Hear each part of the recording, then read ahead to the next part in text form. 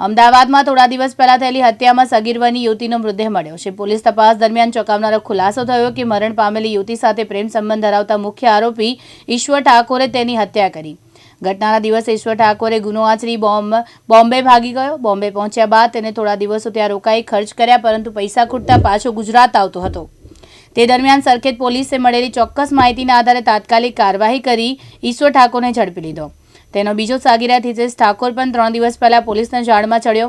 Police તપાસમાં સામે આવ્યું કે યુવતી વારંવાર યુવકને લગ્ન માટે દબાણ કરતી, પરંતુ યુવક આ બાબતે રાજી ન હતો। આ કારણે ગુસ્સામાં આવી આરોપીએ યુવતીની હત્યા કરી નાખી। હાલ સરખેજ પોલીસ દ્વારા આરોપીની અટકાયત કરી વધુ તપાસ હાથ ધરી છે।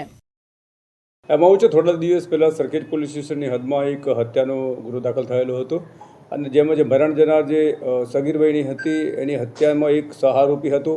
એ સહારોપીને અગાઉ હિતેશ પોપટભાઈ ઠાકોર એને અગાઉ ધરપકડ કરવામાં આવેલી હતી અને મુખ્ય આરોપી જે ઈશ્વર પોપટભાઈ ઠાકોર છે એ તે દિવસે હત્યા કરીને ભાગી ગયેલો હતો।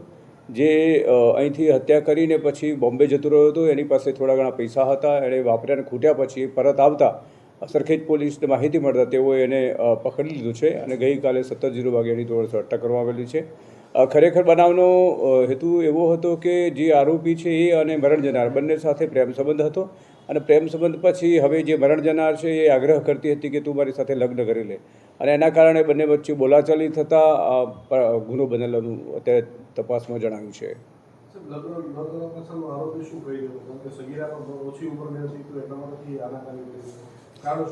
એમાં એવું છે કે જે સગીરા છે એ પહેલાં થોડા સમય પહેલાં પણ આની સાથે આ બંને ભાગી ગયા હતા અને છેલ્લે જ્યારે એ સગીરા ઘરેથી ભાગી હતી ત્યારે સીધી આની પાસે નહોતી આવેલી અને જ્યારે બનાવ બન્યો હતો એ દિવસે એની મળેલા હતા અને એણે કીધું કે મારે લગ્ન કરવું છે। એટલે આણે જે તે વખતે એ જ કીધું કે ઉંમર નાની છે અને બીજા પ્રશ્નો છે એના કારણે હું લગ્ન નહીં કરી શકું।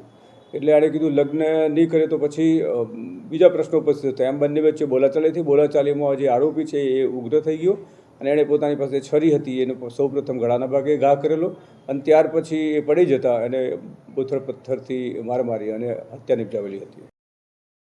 ગોહિલ સોહેલ કુમાર, દિવ્યાંગ ન્યૂઝ, અમદાવાદ।